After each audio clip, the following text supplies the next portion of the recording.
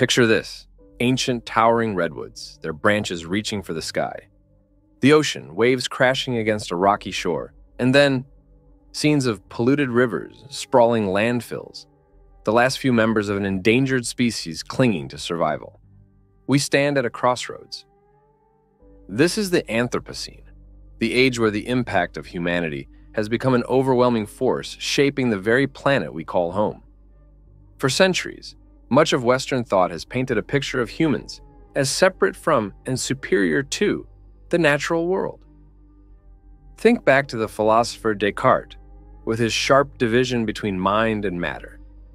This way of thinking placed nature in the realm of something to be controlled, dissected, a mere resource for our relentless progress.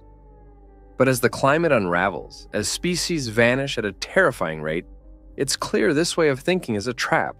It's brought incredible technological leaps, but also a deep imbalance, pushing Earth's systems to the breaking point. It's time to re-examine the foundations of our relationship with the living world. Thankfully, we don't have to start from scratch. Deep ecology, a philosophy developed by Arne Naess, challenges the human-centered outlook. It's the radical but simple idea that everything, a hummingbird, a mountain, a swirling storm system, has intrinsic value, a right to exist regardless of its usefulness to us. This means shifting from asking, "What can I get?" to, "What does this ecosystem need to thrive?" And then there's ecofeminism, exposing the connection between how we've seen women as bound to the natural, read as less important than men, and the justification for treating the natural world as something to be dominated. Rewriting the story means dismantling hierarchies and embracing qualities like care and interconnectedness as guiding principles for how we interact with the environment. Turning to indigenous cultures across the world, who never lost that sense of connection, we're reminded that humans can belong to the land, not just own it. Their worldviews often hold a deep reverence for the spirits residing within all aspects of nature, a powerful deterrent against reckless exploitation. While we must be mindful of not romanticizing or appropriating these ways of knowing, there's profound wisdom to be found in their understanding of long-term sustainability. Now here's the exciting part. The Anthropocene forces us to change, and that means new possibilities are opening up. Imagine an economy focused on well-being and respecting Earth's limits, not just endless growth.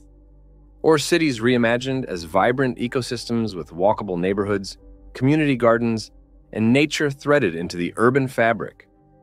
Think of farms working with nature, not against it, and industries designed to be regenerative rather than extractive. But this won't happen by accident. Laws, political will, a cultural shift. It takes collective effort to demand systemic change. Yet, it begins within each of us. It begins with recognizing that your own flourishing is intimately tied to the flourishing of this extraordinary living planet. It's about noticing the spiderweb glistening with dew, the sunset painting the sky, and feeling a kinship with it all. The Anthropocene is a call to action, to question old assumptions, to learn from diverse voices, and to participate in building a future where both humans and nature can truly thrive.